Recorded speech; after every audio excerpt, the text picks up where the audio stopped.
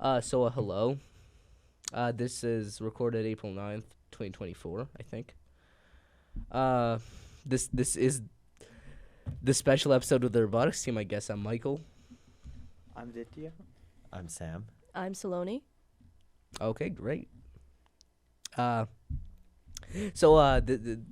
I don't know what to do now, so I'm here. Why don't you start asking us who we are? Oh yeah, who are you? Yes, who are you? Yeah, who are you? Sam, who are So you? we're the 4048 Redshift Robotics team. We're based at Westborough High School, and pretty much the entire year from 6 to 9, every day after school, we do robotics. Oh, fun. Except weekends, that's 10 to 5. Yeah. Oh, And nice. Tuesdays and Thursdays. We don't work that day. We like to have a nice little break. Wait, we don't work on Tuesdays? No? No.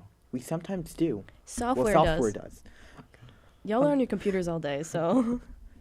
So pretty much our robotics team is part of a bigger organization called First Robotics Competition, or FRC. Mhm. And so pretty much this organization is it's profit free, and every January they reveal a game. January 1st. Or not January 1st, the first weekend in January. That's called Kickoff Day. So we all watch this live stream where they reveal a game specific to each year, and then after revealing that game, we have 6 weeks to build a robot to compete in competitions with. So then there are 6 weeks of competition, and then at the end of those, a week of district competitions, and then finally a worlds. So that's pretty much the basic structure of FRC, rinse and repeat every year. Oh, fun. Have fun. Yeah, so those competitions that Sam just talked about usually start in the beginning of March. So each weekend in March, there are 2 competition days, and for each team, they could choose 2 places that they want to go. So for us this year, we ended up choosing week 2 and week 5, the first one at Bridgewater State University, and the second one at WPI. Fun. And what do each of you do on the team, just real quick? I'm our lead electrical student, which basically means I do all the wiring, the planning and placement of electrical components on the robot, and in my free time, I dabble in some mechanical.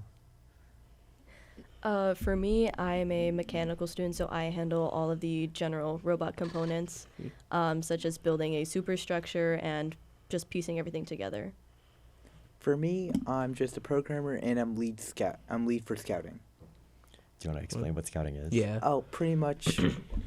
I use like a website that pretty much assigns people to write about other teams who are playing, and what I do is I take over anyone's shifts who can't do it, as well as make sure everyone does their shift and ultimately compile all the data.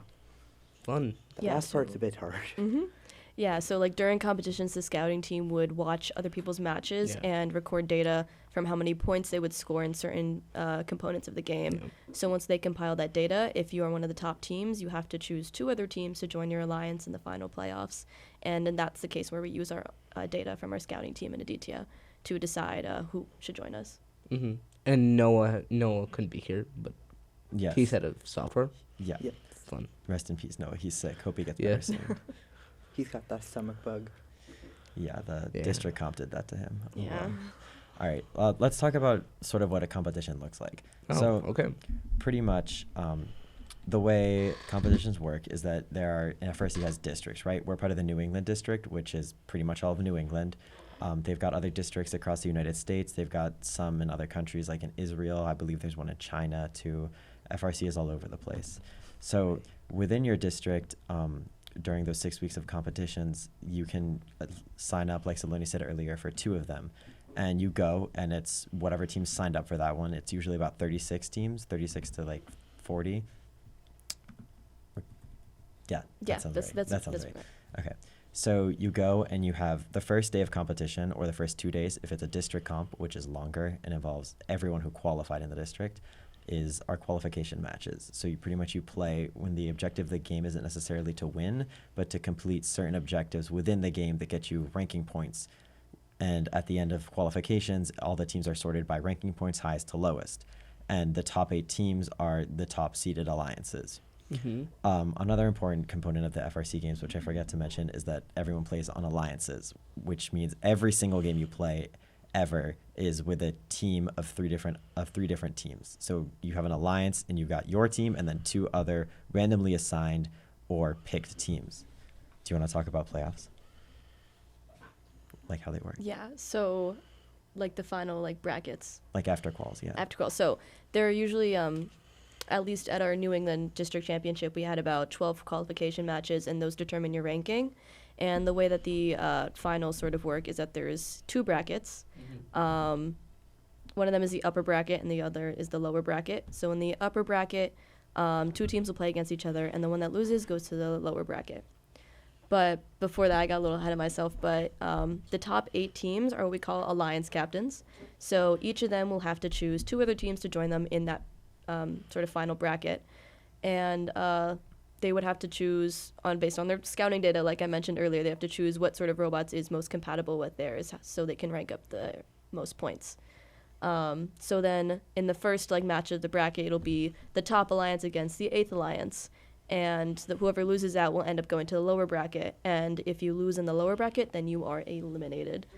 But if you do end up winning the lower bracket, you have to continue on until you win that lower bracket, so you can go against the winner of the upper bracket. And that is your final sort of playoff. So it's like 2 out of 3 games you have to win in those finals, and that determines who actually makes it beyond that. So at those first 2 not district championship competitions, the goal isn't necessarily to win, but to perform well enough in your qualification matches as well as in the playoffs tournament to get district points. You get district points by getting those same qualification points I mentioned earlier, as well as by winning matches in the playoffs. So even if you do awful in the playoffs and don't come even close to top 3 teams or alliances in winning, you can still do really well because it means you got a lot of district points. So the top 80 teams in New England the top 80 teams ranked by district points in New England get to go to district championships, which is the event we just attended this weekend. And then at district championships, you get more district points. And then after those, the top 30-ish teams in each district get to go to Worlds, which is next week. So how was the event that you attended last weekend? Traumatic. It was traumatic. It was quite unfortunate what had happened. So our competition was Thursday, Friday, and Saturday. So Thursday and Friday we spent doing qualification matches to see what our ranking was, and it was going well on Thursday. However, with our other robots on our alliance, whatever could go wrong went wrong, and half the time the robot sort of lost comms, which means that the people who were driving the robot got disconnected from their robot, so they would just be frozen in the field. And a lot of the time it was us versus other 1-on-3 or 2-on-3, which was really unfortunate. So it ended up dropping our ranks in that qualification a bit. However, A bit? quite a bit. We talked about this before a bit. A lot. A lot. We went from 14th to 37th, unfortunately. Oh, 37th? I was still 39th. Well, at the competition itself, we were ranked. The way they do districts, even though it's 80 teams, they split them into 2 fields, a better field and a worse field. But all teams are good if you have comms, just to reduce the amount of people playing at once. So out of those 48 teams that were on our field, we were ranked 39th.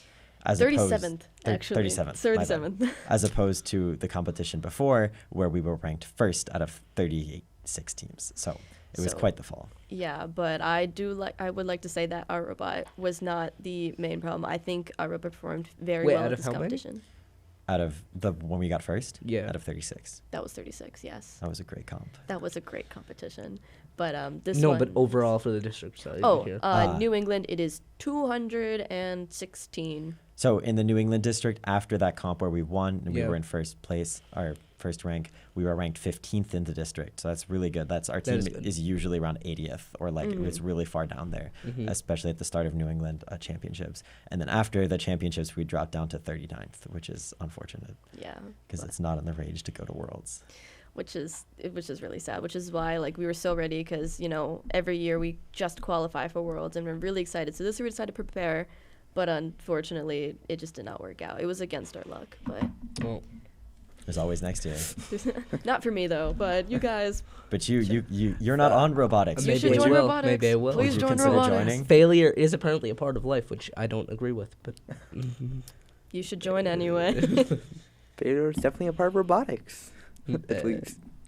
Hey, failure goes hand in hand with winning. Let's not forget that we completely aced a competition before We this did. weekend. We quite literally got first place, and we ended up winning the entire competition, which is what brought our ranking up so high to 15th in New England. Nice. Let me just add that. Nice, Very nice. very crazy And moment. that's but- not something our team in their 12-year history of being alive has ever done before. They've Mhm. never seeded first and then won a competition.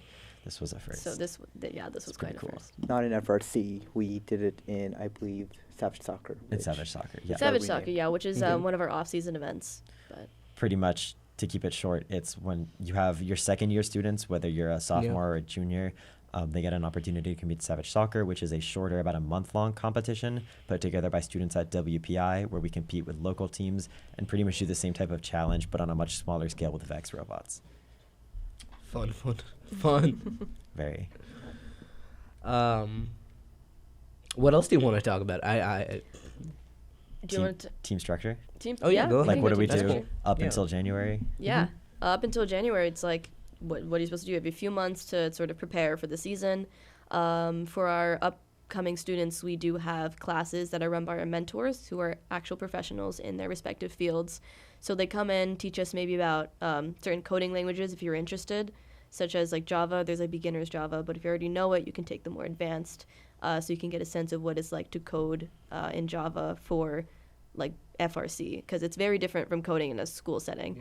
And then besides that, we also have electrical and a mechanical class. So that's sort of to introduce you to the electrical and hardware components of FRC robots. So how gear motors work, how do motors work in general, like what type of wheels are there, how is the design process introduced, and yeah. Yeah. So the way our team is composed, it's broken up. When a student joins the team, after taking all these classes before the competition starts, you meet with the mentors and you decide which sub-team you want to join. So we already mentioned a few already. There's mechanical, there's electrical, which pretty much go hand in hand. Electrical is kind of small. There's software. Wait, how many people is electrical? Like 3. Myself, and maybe 2 more. Oh. There's more. It's more like I was more so like ready for you to say myself. No, Evan It's Evan 1 and Gold, who could not be with 2.5. us today. I feel like it's like 2.5. Mhm. Yeah, Evan's definitely electrical, and I'm trying to think of. Adam. Is it caution? So it's electrical? mostly like people who don't have Mhm. other stuff to do. They sort of help out with electrical if they Well, can. The problem is it's sort of a 1 or 2 person job because there's limited space working Yeah. around the robot, so you can't get everyone's hands into there. Yeah. But yeah. Anyways, sidetrack. let me try listing again. So we've got mechanical, you got electrical, you have software. Are there subcategories on software? No, it's just general software where the mentors assign you whatever needs to be worked on the robot based on your skill level, and you just implement it. The only thing that stops us is our skill and time with the robot, because mechanical loves to take it from us. We do love to take it from I love you. to take it from them. It's it's because like half the time it's like it's very hard to sort of split up the time because you only have like 2 months to finish building a robot, and it's sort of like a tug of war between software and hardware. Like I want to finish building the robot while I want to code it. So you sort of have to try to figure out time management, which is also a big thing that a lot of people on our team like have to learn before the season starts to learn how to schedule things properly. And even if you don't have a schedule, learn how to communicate with other people and have those interactions so you can get stuff done. And that goes beyond just be doing that at robotics, because robotics could be such a big time commitment. You've got to learn to manage your time outside of robo as well, especially if you do other sports. Like I know myself, I'm active on the swim team and on the robotics team throughout the winter, which is a lot. And I also Yeah. have to do all my classes, and I manage. It's tough. Yeah, but like right now I'm supposed to be at track practice, but I sort of learned Is to that manage my 3:45? Yeah, well, it's actually technically starts at 3:15, but it's fine. I already told my coach I'll be late. But that's one of the reasons you got to go learn how to sort of manage your time out. It's fine. It's fine. Little It's fine. dog. He won't mind. He gets that I'm dedicated to robotics, so it's all good. yeah. Anyways, You also so forgot to add imagery. I was gonna go back and recap. So mechanical, electrical, software, imagery. Which imagery are the people who make our really cool hats and suits that we wear at competitions? They're basically our team branding. Yeah, so they do all the really cool like visual design and stuff. And I think that's about it. We want to work on adding a business team next year, a team that sort of manages our outreach and our fundraising. Think about like a treasurer for a club, but it would be like multiple people working on our like finances. We want to be more organized on that side of stuff, so we can get more people to join the team. We can get more funding. We can do more things. Pretty much expand our team. I mean, yeah, that's one of the biggest goals. Like you have like 10-ish people leaving each year because they're seniors and they're moving on. And you want to make sure you keep like the attention of like upcoming freshmen or sophomores who might want to join. It's something that's also really important to us is that, so we have one head mentor, right? His name is Louis Lung. Shout out to great Lou. guy. Shout out We love Lou. We love you, Lou. So he pretty much he runs everything. Everything goes by him. Really busy guy. It's great that he can do all this. Yeah. But he's told us that he hasn't taken a winter vacation in years because he's just been doing robotics. And He's our one-man business he's still team. working too. So pretty much what we want to do is that we know he's not going to be able to be on the team forever. We know our mentors are eventually going to move on too. And we like for our team to be able to last beyond them. So we kind of have to, our goal for next year is to start putting together a team structure that will last beyond the mentors that we currently have. So start finding new mentors, again, doing this business team so that some of those responsibilities fall on the students instead of the mentors. So if you're good at business, you might consider joining robotics next year. Yeah, if any person out here is interested in mentoring us, please go ahead and contact us. We would love to have more mentors on our team. I am going to say this pretty targeted, looking at the empty stadium. But okay. Can you talk about the robot, like the thing itself? Do you want to talk about the competition structure this year? Competition structure, sure, and you can talk about our design process. That we did attempt to haul here, but yeah. Did not It's- work it's out, locked- actually. It's 115 It's locked in the pounds. shed It's right like- now. We don't have the keys. You Yeah. want to talk about the competition? Yeah. So We okay. tried. Pretty much. So I mentioned earlier that each year FRC reveals a competition at the beginning of the year. To give you the context of what our robot was for, I'm going to briefly explain this year's competition. So if you can show visuals too, like while editing. Can you Okay. send it to me? Send it. Yeah, I'll to send me? you Okay. some pictures. So pretty much you've got your field, right? Your field is big. I don't actually know. 50-something by 20-something. Yeah, 25 by 50 maybe. Something like that. It's large, bigger than it's about 2 classrooms put together, maybe a little bigger. Yeah. Yeah. So the goal of this year's game is to pick up and shoot as many little game pieces called notes, which are essentially little orange, not little, about They're a about bunch of 14 orange inches rings. in diameter. made of Little foam, Think of it like a school dodgeball, like those little foam ones, like that sort of texture. but it's a ring. But so it's a like ring. Sonic rings, Cheerios, whatever works. Whatever So works. the goal is to pick those up and shoot them into the speaker, which we'll be showing on screen right now. So what's really cool about the speaker this year is that instead of just being an open hole that you shoot things into, well, it still is, but it's constructed in a way that you have the hood covering the entrance, so there's a specific angle that you need to shoot at to be able to get the game piece in there. So you can't do crazy far field shots. You have to be close by. It's to kind get of it like in. an oven hood, if you think about it. It looks pretty similar to an oven hood, so Yeah. it's sort of like flat in the front, so it prevents you from shooting a note directly at it from a really far distance, like Sam said. So that's one of the, I would say, 3 main parts of the game. The second is the amp. It's another way of scoring that's on the side of the field that only gives you 1 point. You can see it right now. It's pretty much just a flat hole in the wall. But every 2 notes that go in, you can see those lights above it will start flashing. You can press the button next to the lights, and for 10 seconds, any notes you score into the speaker, instead of being worth 2 points, will be worth 5. So the amp is a really important part of the game that you don't want to look over. Yeah, so many teams that I know. I think number 1 in the nation right now is called the Cheesy Poofs, and their current highest score that they've scored in a match is about 179, and that is purely because of those amp shots. That big increase in points really matters. Absolutely. Wait, but how do you know the exact dimensions of the equipment? So they will also release a game manual at the beginning of the year it's really long. Everyone has to read it. It has the exact dimensions of all these field elements, and even has CAD drawings. So what all teams do is they get pieces of wood or scrap pieces of aluminum, and they put together these field elements at their schools. So they essentially have a mock field that they can For practice in. context, by the way, CAD means I basically know 3D CAD. modeling. Yeah, I just want to give it to the general audience. This is a tech podcast. I hope. Yes, I hope do you know know what what CAD CAD is. is. I would yes. hope our audience members are Okay. familiar with CAD. Where were we going? Right. And then the last element of the field is the speaker, which is essentially a giant, it's on 3 pillars. The That's the stage. stage. The stage, my bad. And in between each set of pillars is a chain, and the robots can hang from the chain. But then in the chain, there's something similar to the amp, which is a hole with a little flap on it. And it basically works the same way as the amp. You have to push a note in vertically, and it has to slide down in, and that'll get you extra points for a robot that hangs on the chain in front of it. And then there's also a peg on top of it that our drive team includes a human player, which is somebody who stands at the amp or the source. But at the amp, there are 3 rings with white lines on it that the human player in the last 30 seconds of a game has to throw onto that little peg on top of the stage. And that will also get you another bonus point if a robot is hanging on that chain. Right. So let's talk about how we designed our robot around this year's game. Do you want to talk about the source, since I believe we skipped that? We did. source, We we absolutely skipped did the skip the source. Yeah, pretty much the source is... Oh, this is way too close. Yes. All right.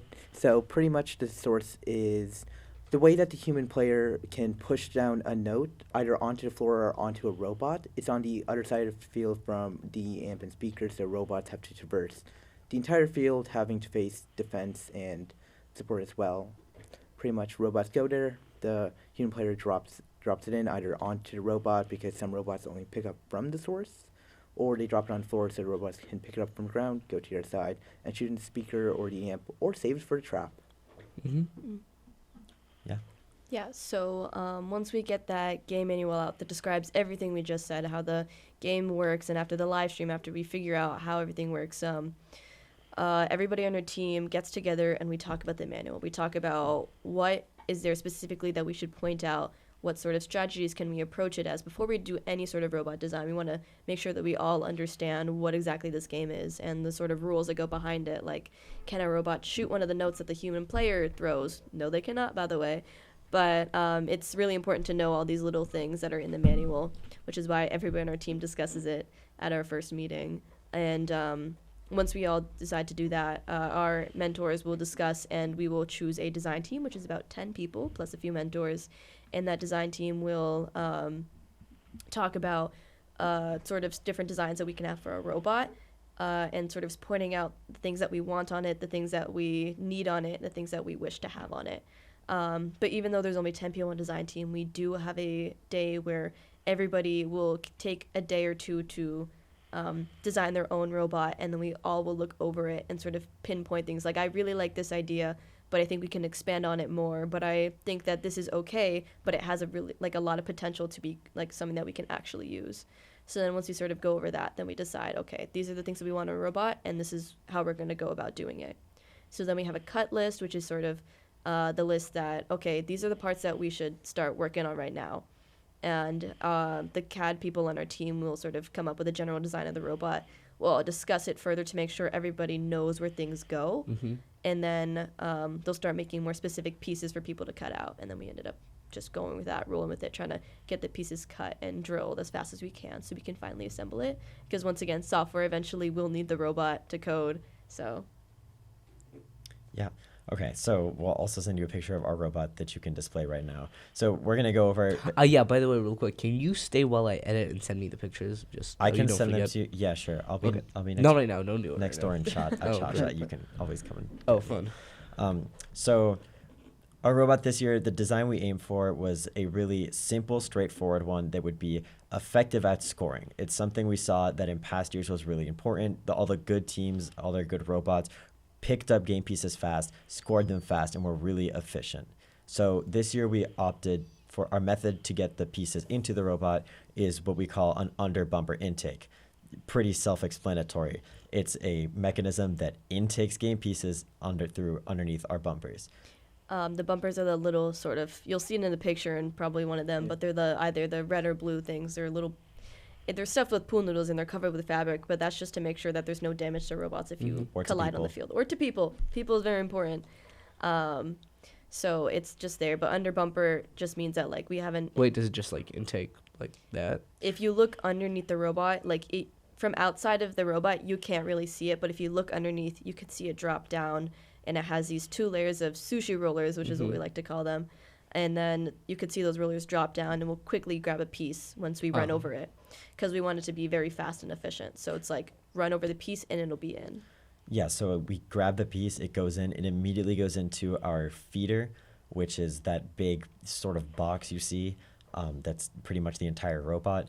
It's a long rectangle. You can't see them, but in the middle there's a set of wheels on the bottom that hold the game piece in place before we shoot it. And then when we go to shoot, you'll see that there are 2 wheels at the close to the exit of the box, which spin up to get speed and power. And then the feeder wheels will shoot them into those, which will shoot the game piece out of the robot and into the speaker. So we can very quickly, I'd say under 3 or 2 seconds, pick up and shoot a game piece. Yeah, that's what we call a cycle. A cycle is the time, like the, It's the the time robot between path. when we control the piece and when we let it out to actually shoot. Yeah, basically. So if we're going up to a piece on the ground somewhere, we'll take it up and then we'll go shoot it, and that is one cycle. That is a cycle. Like, we want those to be fast and efficient because these matches are only like 2 minutes and 30 seconds, and you want to make sure that you get that done fast. So yeah, that's the main mechanism of our robot. You can also see on the side we have those tall pillars with hooks on them. Those are our climbers for the chain. We usually design most of the robot or all of it. This year we opted to buy them instead. They're called climbers in a box, simply because the climbing part of the game is something small. It's pretty simple. We didn't want to spend time overthinking it or putting time into something we didn't need, and instead wanted to focus on other parts of the robot or the game. So we bought them, we modified them a little bit to better work for our purposes, and put them together, and they work. They do. They worked quite well. Like, in the last few seconds that we had, we would last minute shoot a game piece, quickly put up those climbers, and then go to the chain and try to get the extra points that we wanted. And it worked quite well. I don't think there was a single time where we had slipped because our climbers weren't working well. Well, there were a few times when the ratchets. The ratchets are different, though. We didn't completely have our robot fall off. Okay, that's true. That's what I mean, but Yeah. Okay, and then something you'll notice that's missing on the robot that I might have a picture of somewhere else is our amp mechanism. We mentioned earlier that the amp was a really important part of the game, and of course when we were coming up with our design and our strategy, we thought so as well, and we intended for our robot to be able to score in both the speaker and the amp. However, the amp mechanism that we designed worked really well with our wooden field amp that we tested with at our school. But when we got onto the field, the actual amp was made of a different material that didn't allow our mechanism to work. The mechanism was essentially, we had a little cloth that would spring out on a rod, and we would shoot into it. And on the wood has a lot more friction than the actual field, so the cloth and the game piece would stick or slow down on the wood much faster than they would on the field. So on the field, they would slide instead, and the game piece wouldn't quite go as far in or up as it needed to, and it would fall back out, and it didn't work. yeah, because when we got to the field, one of our mentors pointed out that this material is very different because nobody had actually mentioned in the game manual what that material was. So we sort of guessed on it because the CAD that they sent out, this had a pretty decent, it had the material that was listed there, but it wasn't the right one. So all of our testing was based off of that one material, but it just ended up not working. So we ended up demounting everything, and I think we performed significantly better at our next competition after we took it off. Instead of wasting time trying to get in shots that went in 50% of the time, every single one of our shots into the speaker went in, and we were a very efficient, fast cycling robot. Yeah, and a lot of this competition is working with other robots too, so we did rely on our alliance partners to carry that part of the game forward, for them to be able to do the amp mechanism, which a lot did, which ended up helping us in the end, so we don't have to worry about it. Are we missing anything? Did you mention the drive team fully? Considering we've just been mentioning it, but we haven't been. Do you want to talk about the autonomous stuff that we do, as well as the tracking that Noah's been working on? All right, the autos.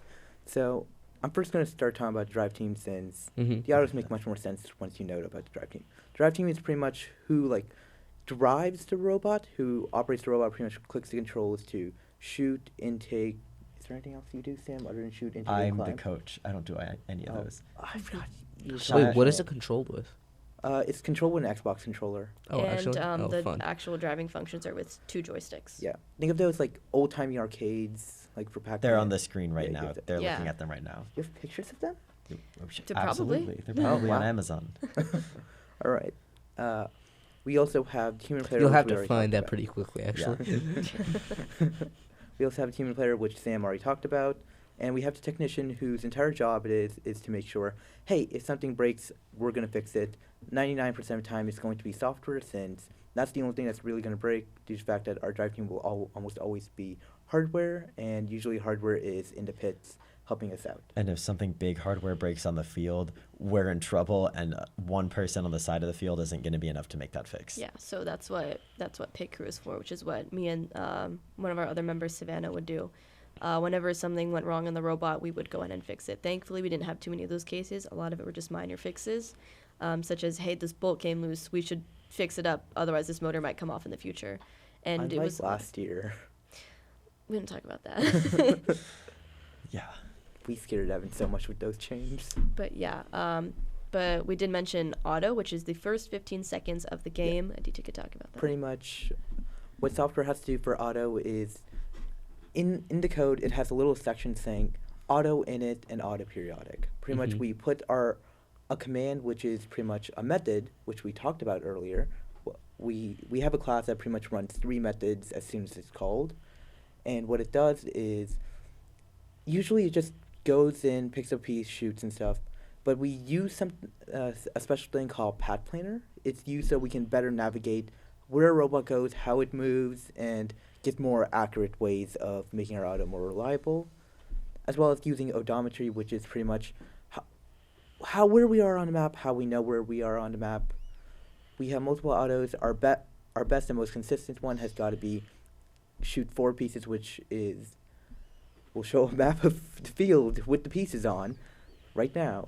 And pretty much what it does is it takes the 3 middle pieces in front of the speaker and shoots them in, as well as the piece that we already load up, since at the start of auto you can load up a piece so you can shoot it in the middle. We also have another auto, which is my favorite auto because that's the one I worked on the most. It's the one where we go out, use our limelight to track a piece. Limelight is a camera that uses AI to see, hey, is this a note or not? What's the probability of it being a note? And how far away is it? We use the limelight to go in, pick up the piece, get back and shoot, and we use it so that, hey, in the middle pieces, because it's pretty much no man's land there, anyone can take it and anyone can just move it around. So the limelight to make sure, in case a robot like the iBots 2370 goes in and moves all the game pieces in the middle to ruin anyone's like preset autonomous, we use the limelight to say, hey, the piece moved over here, we're going to go there, grab it. And then the fun part about Path Planner is it says, this is our current odometry, this is where we want to start at, so it automatically moves our robot there for us. And then we move back, shoot it, and we keep going until we run out of pieces or the 15 seconds is over. And then we have the regular autonomous stuff that we do in the game, such as... One more quick note on auto. I don't believe we gave context for what it was. So the game itself is 2 minutes and 30 seconds long. The first 15 seconds are autonomous, meaning the robot operates fully on its own with the instructions that you just mentioned. And then after those first 15 seconds, the drivers step in and take control for the next 2 minutes. 2 minutes, 45 Yeah, seconds. personally, my favorite auto is the one in the center because we have gotten the most points out of It that. doesn't miss ever. It does not miss. Thank Which you, is It's the only software. one we've ever used. I think we've used maybe the other ones like one time, but then We have not. We I think in used one Smart match. Fork once. I think we used it one time, and it was like because one of the other robots had like a crazy auto that was like bajillion pieces, and for us we do a 4-piece auto, which ended up not a lot of teams. You would be surprised how many teams don't do that many pieces. So I'm really proud that we were able to do it. Well, a lot of at our most recent comp, a lot of teams did do 4, but what we would pitch is that we had a very consistent that never missed auto. This is true, Yeah. by the way, 100% win rate. Yeah, you're not wrong. It So was we every would single run time. our 4-piece in the center, and we would have other teams race to the center line. And the thing about our Limelight auto is that while it's effective, it's a little slow. So since we were playing at a much higher level, the enemy teams could get there before we did. So we would have our teammates go and try to grab those pieces before the enemy did. Yeah. Anyways, continue. Yeah, that's pretty much it. And for like the regular auto stuff that we have during game, it's pretty much that we have one that I... Oh, yeah, I'm sorry, dude, to interrupt. Don't touch the mic like that. Yeah, You can so- just hear it. I'm sorry. Oh, sorry. You're good, you're good, you're good, you're good. Yeah, it's just falling down. Yeah. All right.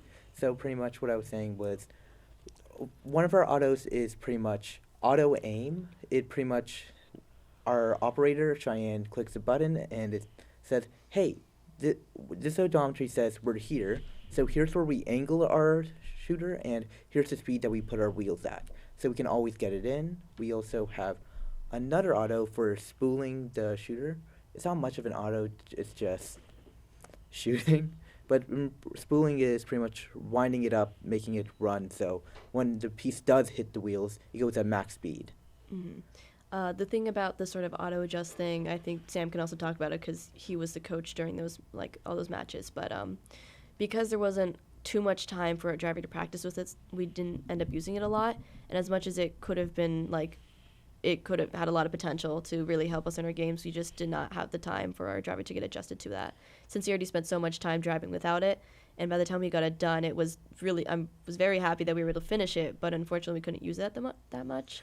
Right. I think our problem with stuff like this was that it would come very last minute, so we didn't have a ton of time to test it and get comfortable with it. So oftentimes we'd end up testing it in a practice match, and many times if we saw very little go wrong or possibilities of inconsistencies, our driver and our drive team decided that maybe it would be a better idea to only use those when we were confident that we could afford to lose some points, just to get, so software could still get their testing data, but in other circumstances we'd use consistent stuff to win. Or unless we had a, there's a couple of defense strategies that a lot of robots play. So right underneath the speaker, somebody from the opposing alliance might go up and stand in the place that you plan on shooting from. And our, like, sweet spot was in the center of the speaker because all of our shots would go in when we were right there. However, one of the main defense was being right in front of that, so then you wouldn't be able to get that position. And if you try going around them, they'll move with you, and it'll get really annoying. So there was a match I do remember that we ended up using that auto adjust, and it worked sometimes, but obviously because our driver was not well adjusted to it, we didn't get a lot of points on that. There was one great match where we were really far ahead and the timer was almost running out, so I, as the coach, I told our driver and operator, you know what, let's try a drive-by auto shot. And so we came driving really fast by the speaker, turned the auto on and shot as the time went out. The robot turned to face away from the field and shot it outwards at the judges. We were just laughing. There were actually a lot of moments like that, like with other teams too. Yeah. It's like they'll shoot crazy far, and it's kind of. I remember there was one team that tried shooting it far, and then they hit the referee's face with a note, and they ended up getting a yellow card for There's it. a clip 2 years ago of a robot hitting the dean of First Robotics with a game piece in the face. I do remember that. It was really funny. Like, these things happen a lot, and it's You're pretty gonna silly. send that too? Send that. If I send can that. find it, I'll see if I can find it. If we find a clip, you're going to see it right now. Yep, that's enough Or time. not? Or not. Or if Michael decides no, then no. Maybe I will decide no. Maybe. Maybe I will. Maybe I won't. Look for yourself. Anything else that we want to touch upon? Sam, do you want to talk more about your role as coach, since we didn't really get into that? Oh yeah, what does that like? Right, so constitute? we discussed that the drive team is consisted of a driver, an operator, technician, and human player, and we kind of glazed over coach. The coach, so on the actual field, the people that stand in the driver's station are the driver, the operator, and the coach. The coach's job is to not only watch what's going on with our robot, but to observe the entire field. The thing with our driver and our operator is that we really want them concentrated on what's going on with us. They shouldn't be distracted by anything else so that we can have the best performance possible. So I'm kind of like their extra brain dump. All the information that they would be getting otherwise is what I'm looking for. So I'm telling them what other robots on our alliance are doing, if we should switch strategies because something's going wrong, where the enemy robots are, what they're up to, where free game pieces are, pretty much is managing and overseeing what they're doing. He's also the only person who's allowed to leave our driver area to talk to other teams. Right. during I also competition. go over to the other alliances that are on our side of the field and talk with them briefly, let them know what's going on with us. I get information from them, and I'm pretty much the method of communication between the other teams and us. He's also the person who makes up most of our strategy before we go into a match and discusses with the other team, saying, hey, this is what we can do, this is what we want to do, here's what we want you to do. Can you tell us more about your robot? Yeah, I kind of lead that conversation, but it's had with the entire drive team because Evan and Cheyenne should also know what's going on. Yeah, if your driver and operator don't know what's going on, then that'd be a little concerning. Yeah. But no, they would go talk strategy, or other teams would come to us in our pits, and they would be like, hey, let's talk about our next match, who we're up against, and what we are capable of doing. Right. We mentioned human player already? Human player was briefly mentioned, yeah. Yeah. So human player, every year, every We challenge. didn't really mention what they do in the Amperio. I believe we mentioned Yeah. what we did in the source. So every year, every challenge, there's a role for a human player to do. A human player is a human that plays the game. So they have a small That role. is pretty It's, self-explanatory. it's usually handing game pieces to robots or taking them from robots, pretty much interacting with game pieces, getting on and off the field. And sometimes there's some niche things, like this year they got to throw a special note onto the microphones to try and get extra points for robots. Yeah, So that's fun. yeah. And then at the source, still, a lot of time our human player, Sharon, shout out to Sharon. Great She's human great. player. We love her. Sharon. But at the source, you would drop notes down this ramp that would end up going on the floor. So when our robot needed to go get a piece that wasn't already on the field, they would shuttle all the way down to this source, which is on the other side of the field. And Sharon, our amazing human player, would drop one of those pieces down at the right time and make sure drivers know that they picked up a piece and they can go ahead and go. Usually, since the human players on the other side of the field, they serve as an excellent method of communication with the drive team, because sometimes there's big pieces of the field that are blocking your view and you can't see, but the human player on the other side of the field can, so she can signal back to us what's going on. If we do have a game piece, if we missed one, if we accidentally broke one or in took two, crazy stuff like that. Mm-hmm. And it happens a lot, but not for us really, Yeah. just for other teams. Do we want to talk about alliance selection, since I did mention it. did talk did about we it talk already. about how you choose and stuff? Yeah. All Yeah. right. No, but I think that's kind of like, That's a general it's a general, FRC experience. Yeah. All right. yeah. Those are certainly nerve-wracking. Yeah. Like, because it'll go, first alliance will pick, and then second, they'll go ahead and go all the way down, and then they'll go all the way back, like the round robin sort of thing. So it's always really nerve-wracking when they're on their second pick, and you're like, they haven't chose us yet. Like, when are they going to do it? Well, there's only 3 choices left. And We're gonna then, get chosen, thankfully, right? at our last competition, it was the third alliance. We were their second pick, and they chose us, and we were so happy because we don't want to be out of this competition yet. And a lot of the time, like the rest of the teams, there are 24 teams who compete in that, and the rest of them go home. Or they'll stay for an individual award or something. But for us, we were really worried that we wouldn't get picked, and we eventually did. And they were like, we were surprised you didn't get picked because you're Were doing you worried? so well. I was pretty confident they were going to pick us down on the field. I was You were talking down on the I was field, talking though. to the You were other down on like the alliance field. representatives, and they were like, "Oh, who's going to get picked? Who's left?" And I'm You're- like, "Guys, we're getting picked within the next 2. Trust me." Okay, but being up in the stands, quite nerve-wracking. You were there chilling down like over there, but everybody here was like, oh my god, like I don't want to go home. And thankfully we did end up getting picked, so shout out to them. I Everyone love in our Alliance team 3. who was on the stands was like that. Yeah. People that like every Sam on the ground. He was chilling. Yeah. He was 2 having a great years time. ago, when we I were wasn't 2 watching. years at the same competition, we were the second pick of the first alliance. We were probably the team that cheered loudest for getting picked. We were so scared. because that's the alliance where you get put on the best alliance, and you're the last pick. So everyone else who doesn't get picked is out of the competition. And we did win that division in that district championship that Yeah, year, we which did was really well that very year. crazy. And the thing is, it's like, I remember that moment so vividly. We were all standing there, and our mentor was like, "Oh, guys, we gotta go pack up and go." And then I'm like, "Yeah, I know." Like we were all getting our stuff, and then suddenly we hear the first alliance go like, "It's like Team 4048," and then We our were all mentor. like- we I'm were- not gonna say what he says because that was a little too vulgar, but No way. Sounds like PTSD to me, but okay. but it was really funny, and we were all just like screaming and hugging each other because we were 16th in that division, and we were like, "Why didn't we get picked yet?" Like I thought we were good. And I guess we were because, we still won. We still won. So Overlooked. and that happened this. We were 37th, and we were like, a lot of times people will look at rankings, but thankfully there are certain teams that have scouting. They saw our matches we didn't lose it wasn't us completely, and they noticed that we have a very good robot, and they ended up choosing us, I was very thankful for them for actually paying attention to those details, because our rankings a lot of time can be skewed. It's all luck at some point. It happened a lot to many teams this year. When I was again backstage there, other alliance captains were saying the same thing. They were like, "Oh, we ended up so much lower this year, but hopefully people notice us." And we were comparing scouting data, and some teams were like, "Yeah, you guys, we know you're not as bad as the scouting makes you out to be." Well, that's fun. Any other questions you have for us?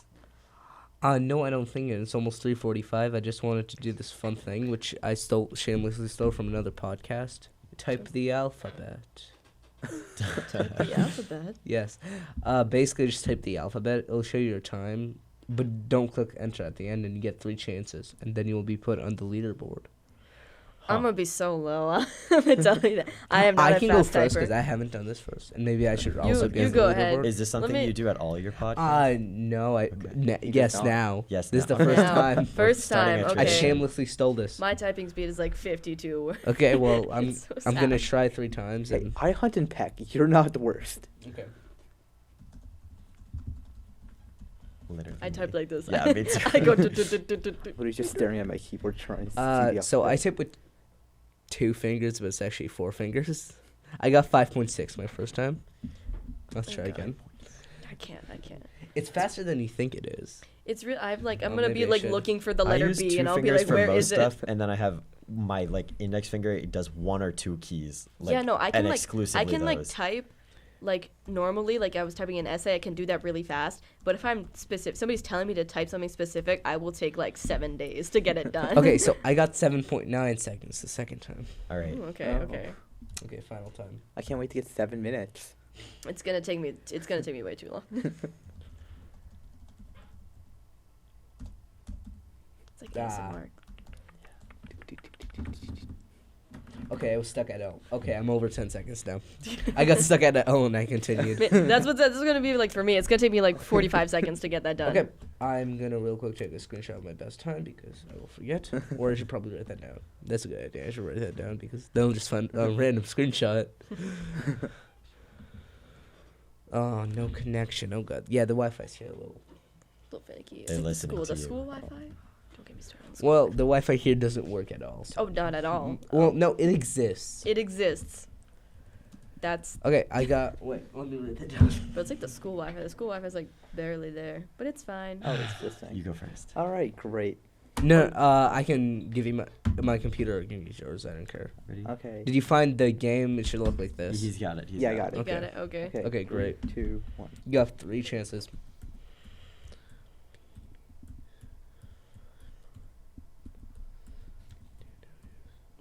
To be honest, the more I think about it, I'll probably All right, be all right. faster 10 going seconds. finger He by got finger. he got 10.036. That's it. No, he has 3 attempts.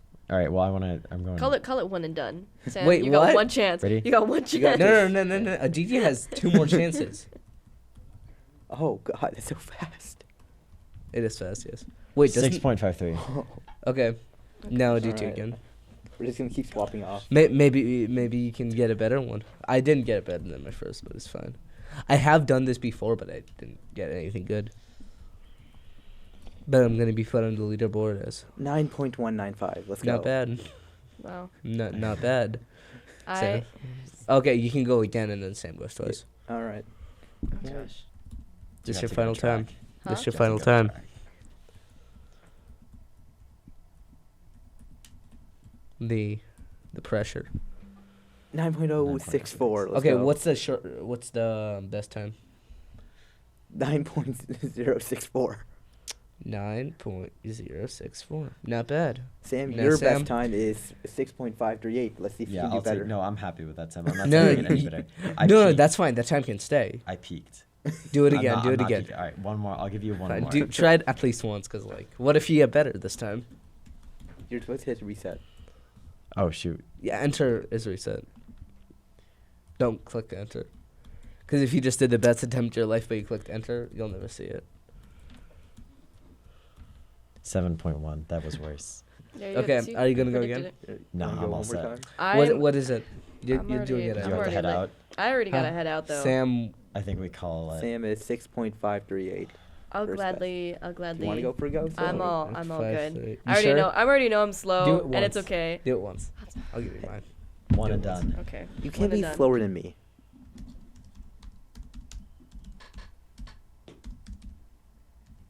Just move the mic just right next to the keyboard.